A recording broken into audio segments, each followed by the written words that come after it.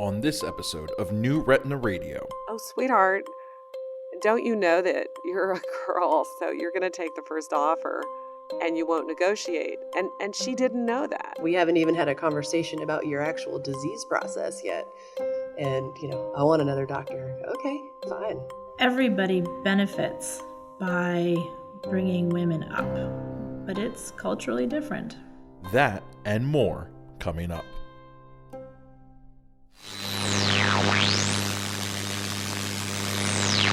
New Retina Radio is an independent podcast supported with advertising by Alcon. This is Mike Lee at Horton Plaza Park in San Diego, here for the Retina Society 2016 meeting. New Retina Radio is brought to you by Alcon Surgical. Stop by our booth at an upcoming meeting to see how Alcon is advancing vitreoretinal surgery.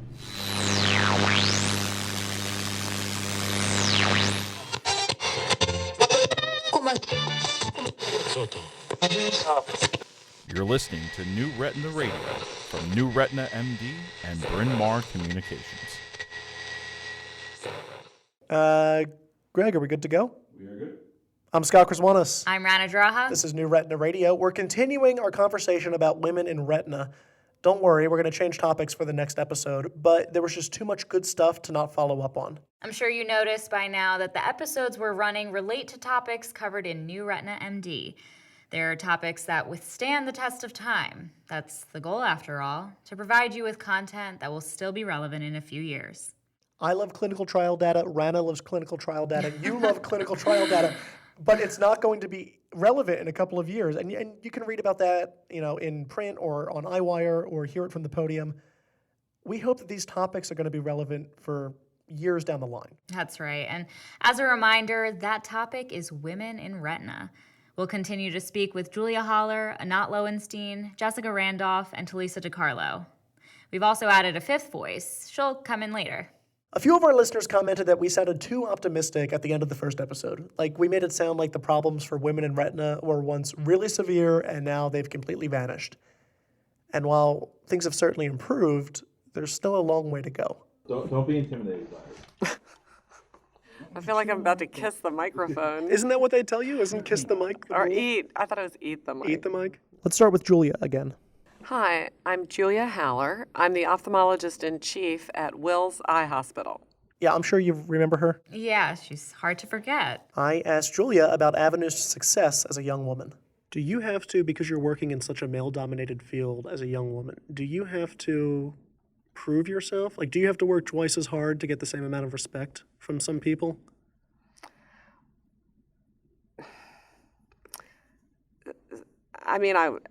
Maybe.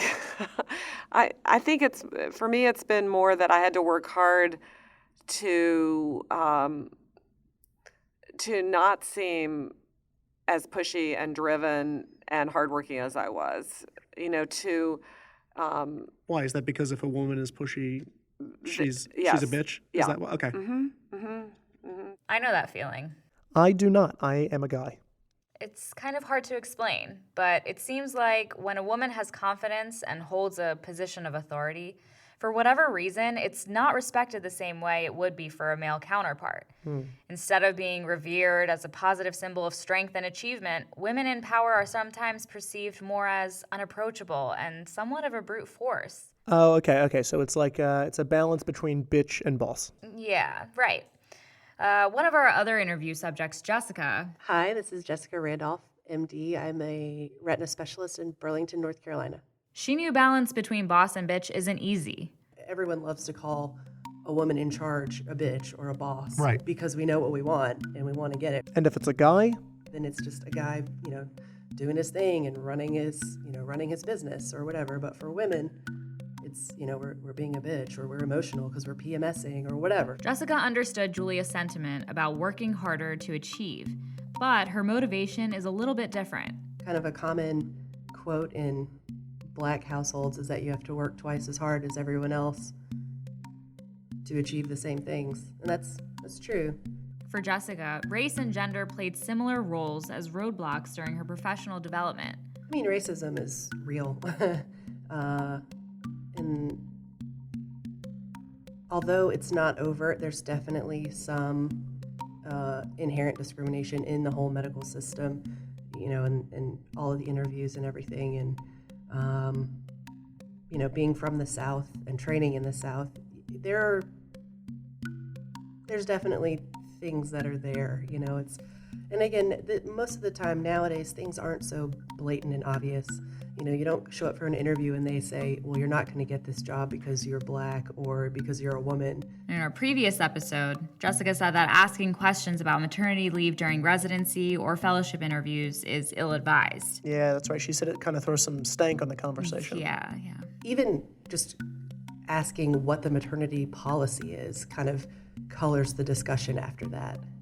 And I feel like people take that a certain way.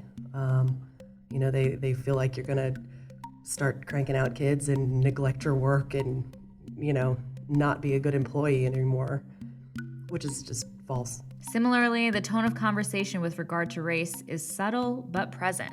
You definitely get kind of the vibe that some people are like, oh, well, she's just here because of affirmative action, or she's just pretty and that's how she's gotten where she is. What about if she weren't a black woman? She says the circumstances would be different. Whereas, if it were the same resume with a white guy on it, then it'd be, oh, he worked hard and he got here on his merit, instead of, questioning or throwing doubts into things.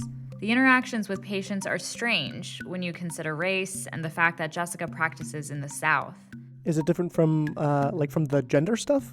Yeah, similar, but it's different. People are more verbal about racist things than they are about sexist things. So, the sexism thing is people thinking I'm the nurse, or not believing that I'm the doctor, or, that sort of thing. Whereas the racist thing is the patient who will say, I want a different doctor. And I'm like, well, you just met me. You don't know anything about me. You just know my name. We haven't even had a conversation about your actual disease process yet. And, I want another doctor. Okay, fine. I assume she picks and chooses her battles in this regard? Exactly. I'm not going to change your mind. I'm not going to, change hundreds of years of inherent bias from your racist parents and et cetera. So, just let it roll. Keep it moving. This sucks. It's just an extra thing to deal with in an already busy clinic. Yeah, but she's optimistic. Jessica sees the tide turning more toward open-mindedness, or at least away from prejudice. She framed it as a generational shift, both in patients and in the founding fathers of Retina. I think a lot of these issues are, the older generation of retina specialists who, were there when there was literally like Alice McPherson and no other woman in retina. That's the generation of men that think that women are not as good as men or not as capable of reattaching a retina. Or, to use a retina cliche, it's a paradigm shift. So there's the younger folks who seem to get it. All the guys that I know in retina that are my generation, I don't have a problem with them. And then there's the older crew. The older generation that is doing the interviewing and hiring the new physicians and things like that, those are the ones that mostly, kind of have this inherent bias. And, the same goes true for racism. I think, the younger crowd is a lot more liberal and accepting.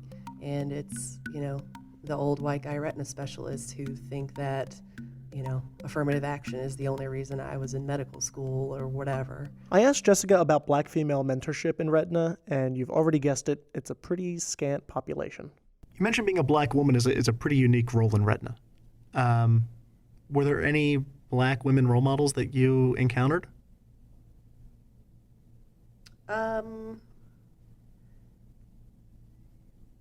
Yes. You say that sort of skeptically. No, there are. I'm just thinking, there's literally not very many of us. And one of our other subjects said that appearances matter and that racial diversity is part of it. My name is Geeta Lalwani. I'm a retina specialist at Rocky Mountain Retina Associates in Boulder, Colorado. Geeta told us how her race intersects with retina. My background is from India. Both my parents are from India. I do not come from a medical background, but entering into medical school, residency, fellowship, there are a lot of Indians in the world of medicine, a lot. We were at VBS when we spoke to her, and she said that the meeting confirmed her observations. I look at this meeting today and I always pay attention to, how many are women and how many are Indian, because those are the things that are relevant to me.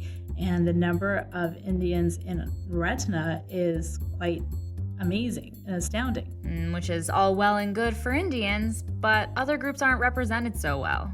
And then I also think at the same time that some of the other minorities are very well underrepresented. Appearances are important, she said, particularly from the podium. What a difference it makes for me seeing people up on the podium who look like me in one respect or another. And for those who don't see someone who looks like them on the podium, it's discouraging when you don't see anybody up there who looks like you. You can see why a minority woman in Retina is a double whammy, because 1, you're female, and you're already a rare breed, and 2, unless you're, like a well-represented minority, like Indians, as Geeta pointed out, your isolation is compounded. Jessica said that despite the fact that there are only a few black docs in ophthalmology, they stick together. The black ophthalmology kind of unit is very tight, and at the National Medical Association, which is the medical association for essentially minorities and African Americans, there's always a very strong ophthalmology section with a research program. Which made us here at New Retina Radio think of mentorships in general. Mm-hmm. When it comes to women, what organizations exist and how do they function? Are they even useful? And what are the personal mentorships like? When you talk about personal mentorships with docs, you put yourself at a risk for hearing just, like a laundry list of people, all of whom get shout-outs. And this isn't because docs are trying to cover their bases or check all the boxes. It's because the mentorship world in Retina, it really is like a rich environment where a bunch of important people positively influence like one young doctor's life. So for our purposes, let's stick to a single mentor for these subjects. Talisa, for example. Hi, my name is Talisa de Carlo. I'm a fourth-year medical student at Tufts University and previous OCT fellow at New England Eye Center. Talisa mentioned a particular person Dr. Nadia Waheed. who influenced her professional life. She is an extremely strong woman. She manages, and I am not sure how, to have an incredible clinical practice. She manages so much of the OCT research. She is the director of the Boston Image Reading Center. The admiration is professional. She would spend all of Tuesday working with me or working with another med student, working with the residents, and it was her committed research mentorship day. And personal. And she's an incredible mom. She has this loving daughter, Khadijah, who just is the most loyal of any children I've ever seen. So she really seems to have a great grip on life, and she has a great attitude, even in the face of fairly significant adversity. And I really look up to her, and I hope to be quite a bit like her in the future. Isn't that interesting, though? The desire to emulate someone both professionally and personally? Yeah, it is, but it doesn't seem that far-fetched. Like, I do it in my own life. And if you see someone like yourself on the bench, like Talisa did, I think that we have very similar personalities in a way. then you want to emulate them in real life, too. Geeta, when we asked her to name a male mentor, brought up someone in particular. Phil Rosenfeld is another one who's been very supportive of my career coming up. I was lucky enough to do, the Pronto paper with him, and, he promoted both myself and Fung as much as he could. All right, points for the fellows. But it's not that shocking. But you would assume that a woman would be the first to jump in to help other women. Au contraire. Geeta said mentors are mentors, regardless of gender. It doesn't necessarily need to be a female. It needs to be someone who's willing and able to promote women retina specialists, and that goes for men or women. She had the philosophy that what's good for the goose is good for the gander. I think, honestly, that everybody benefits by bringing women up, but it's culturally different. And how do we bring women up, as Geeta says? More on that after the break.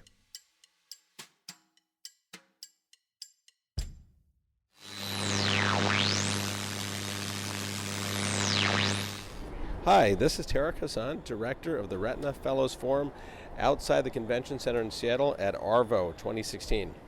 New Retina Radio is brought to you by the 17th Annual Retina Fellows Forum, which will meet in Chicago on January 27th and 28th, 2017. At the meeting, a panel of distinguished retina mentors will prepare second-year retina fellows for the transition from fellowship to practice. It's a very casual meeting with a healthy balance of aggressive work and aggressive play. And I really look forward to seeing you at that meeting and hopefully to share some insights with you and to gain some insights from you. So for more information about the Retina Fellows Forum, email the meeting organizers at fellowsforum@medconfs.com. That's med, medconfs.com.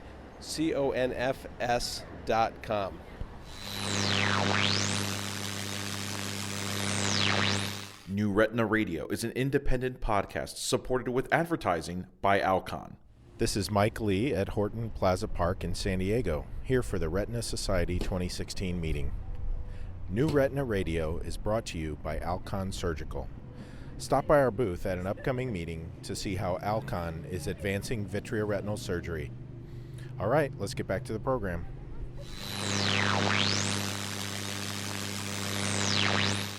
Scott. Rana. New Retina Radio. We've decided that everybody wins when women are promoted in retina, and that the same goes for minority groups.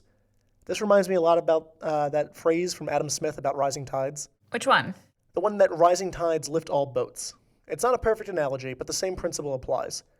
If representation of women or underrepresented minority groups, in this case, is the tide, then everyone in retina are the ships. Better representation then equals greater success.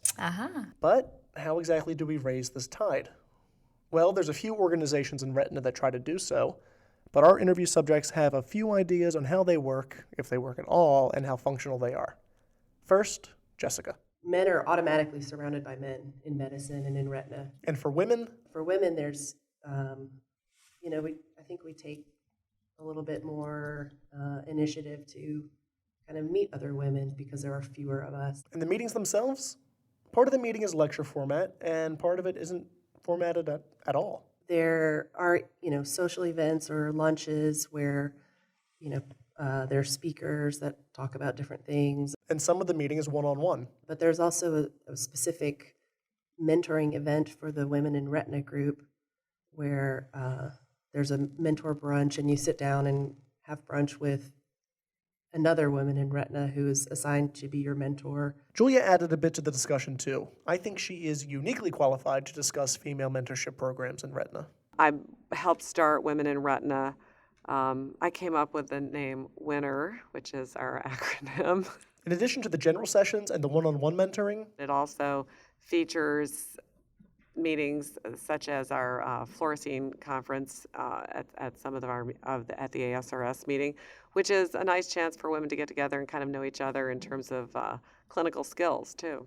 Julia sees the organizations as positive. Those organizations are hugely beneficial, and they make a concerted effort to adduce scholarship and to help women particularly understand about negotiations and promotions. She clearly has an opinion on them. I can't say enough good things about them. I'm very impressed with the groups and their leadership. Geeta attends WINNER when she attends the ASRS meeting. When I'm at the meeting, I definitely attend their meetings. Then there's OWL, which stands for Ophthalmic Women's Leaders.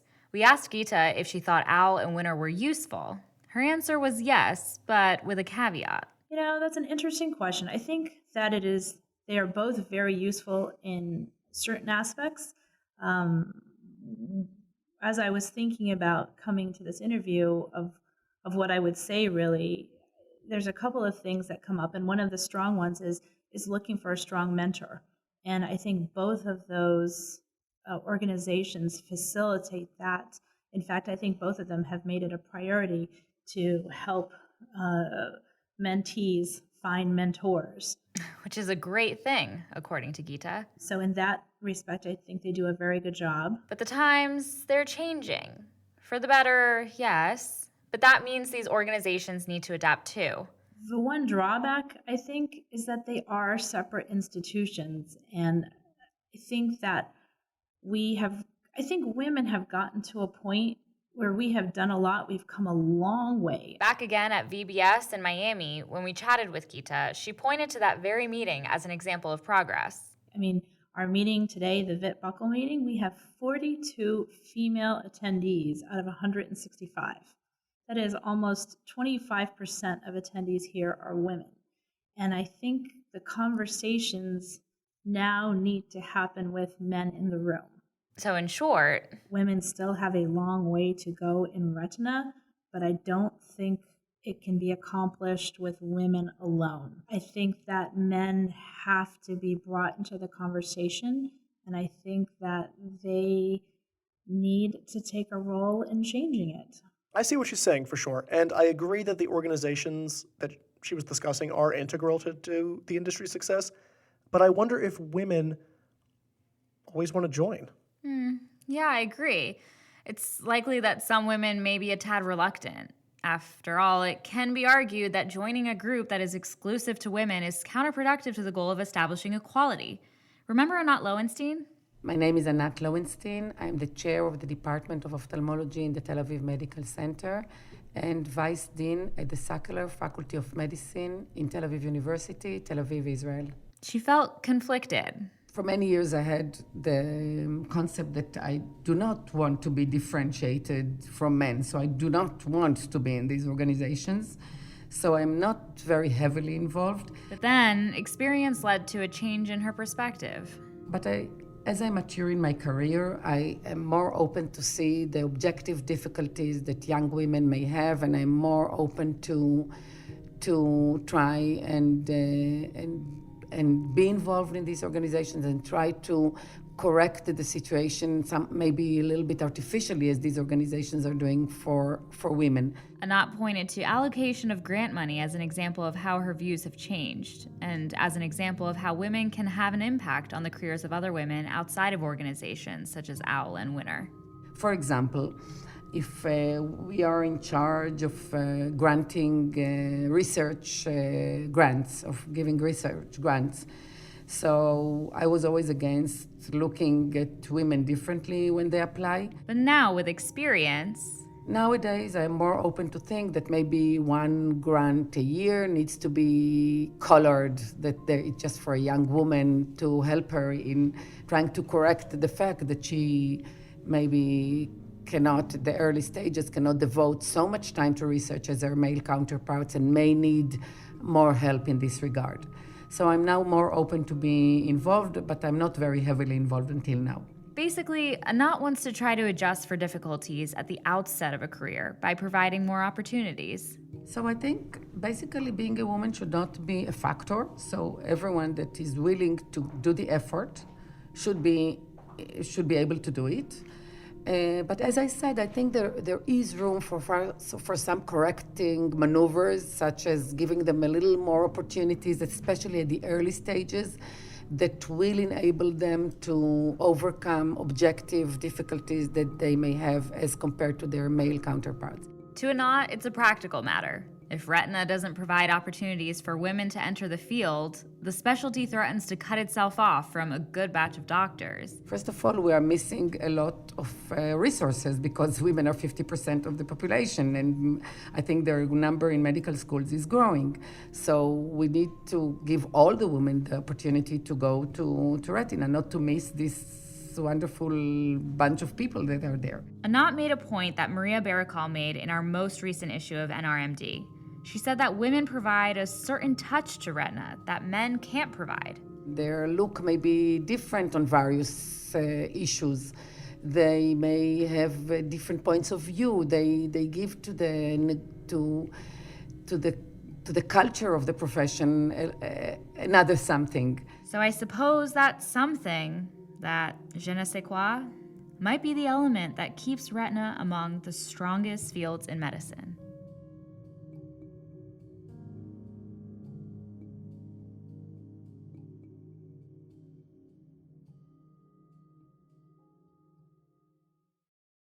We're shifting away from this topic on New Retina Radio. It was a fun set of debut episodes, and we hope you liked what Rana and I put together here. But before we go, two final things. First, we asked our two most senior interview subjects, Julia and Anat, to offer advice to young female retina surgeons. Unsurprisingly, their advice was identical. I would like maybe to give a take-home message to young women in the beginning of their career. I think that retina is a great profession. They should not give it up. When they negotiate their position, they should not put themselves in an inferior status. They should look at themselves as equal, as being able to contribute, and they should really believe in themselves and believe that what they need to do is to be the best retina specialists and not necessarily to be nice to the person who is recruiting them. Julia, too, had some thoughts on negotiation. I had a situation a few years ago where I was talking to one of our third-year residents, and she left. She said, I've got to go now because I've got my last negotiation for my job that I'm about to take. And I was already turning back to my email, and I kind of said over my shoulder to her, remember not to take the first offer. She came back in the room and said, what did you just say? Why did you say that? And I was already back in my email, and I turned around and I went, oh, sweetheart, don't you know that you're a girl, so you're going to take the first offer and you won't negotiate? And she didn't know that. And that's just, I felt, I've really let the women in my program down. Not taking the first offer is something everyone has been advised at one point or another.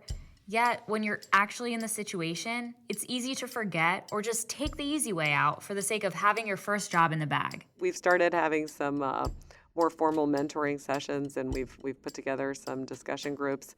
But there's so much scholarship out there that helps inform women. And, one of the things that's well known is that we will take the first offer, we won't negotiate, and that 15% or 10% salary differential over the years makes a huge difference. The solution? Well, that's part of behaving like a mentor, both inside the OR and at the business level. If we can equip people with that knowledge so that when they walk into the negotiation and they are tempted to take the first offer, they know that that's something that they're programmed to do and that they have to fight it in order to get to the point where they need to be. And now a final note. After Jessica heard the first episode, she sent us an email. After hearing the draft for the second episode, she sent us another email. We've combined both emails for the sake of narrative coherence, but we've kept Jessica's language verbatim. Here it goes. Hey, Scott. So it's funny. Since I listened to the podcast part 1, it's like all these things I either noticed more since talking about them or have become more apparent. Just thought I'd share them with you in case they help out with the podcast. Patients call me Jessica. Not a lot, but a few. In fact, I have a friend who works with a male nurse practitioner. They call her by her first name, and they call him Doctor. WTF. I don't introduce myself by my first name. I don't even mention my first name. I introduce myself as Dr. Randolph. It's just disrespectful for people to call me by a name I haven't even introduced to them. I've discussed with a young male colleague, and he said that it happens to him some, but not that often. I feel like it happens to me all the time. I don't know. I don't want to sound bratty that patients don't call me doctor, but it's a little disrespectful when I don't offer them my first name and they decide they're going to use it anyway. I have a patient that refused to see me because I'm black. He was a patient of the guy before me. When it came time for me to start, he told my head tech that he would not see me because I'm black, without knowing a single thing about me other than that. Not to mention, he's a lawyer in town, so it's not like he's a redneck hick. He ended up a patient of another retina specialist. For whatever reason, he was disgruntled with that retina specialist, and he had an appointment to see me. He then proceeded to no-show that appointment, and then call and demand a certain date and time. Once my staff realized who he was, they called and told him to stay with his current retina specialist. Aside from once in residency, when a patient refused to let me examine them face-to-face, this is the most blatant racism I have encountered. Patients say I don't look like a doctor. Is that because I am young? Black? Female? Attractive? All of the above? I get this a lot. And kind of part and parcel, patients question my medical knowledge because of that. One of my partners has a mug that says, "Don't confuse your Google search with my medical degree." Tempted to plaster that on all the walls of my exam room. Best, Jessica. All right, everybody, that's all we've got for this episode. Thanks for listening. Special thanks to our speakers, Julia Haller, Anat Loewenstein. Geeta Lalwani, Jessica Randolph, and Talisa de Carlo. I'm Scott Kraswanis. I'm Rana Draha. See you next time. Press 2 to play new messages. Hello, Scott. This is Julia Haller, and I'm here to read the credits. New Retina Radio is a production of Bryn Mawr Communications and New Retina MD. The show is produced by Scott Kraswanis with help from Rachel Kagan. Our staff includes Rana Jaraha, Dave Levine, Megan Beiser, Elisa D'Amato, Laura Geis, Julie Kassab, and MJ Stewart. The show was mixed by Greg Knopstein and recorded by Greg, Brian Bechtel, and Frank Conti. Our publisher is Janet Burke. For advertising questions, contact us at newretinaradio@bmctoday.com. Thank you, and goodbye. End of messages.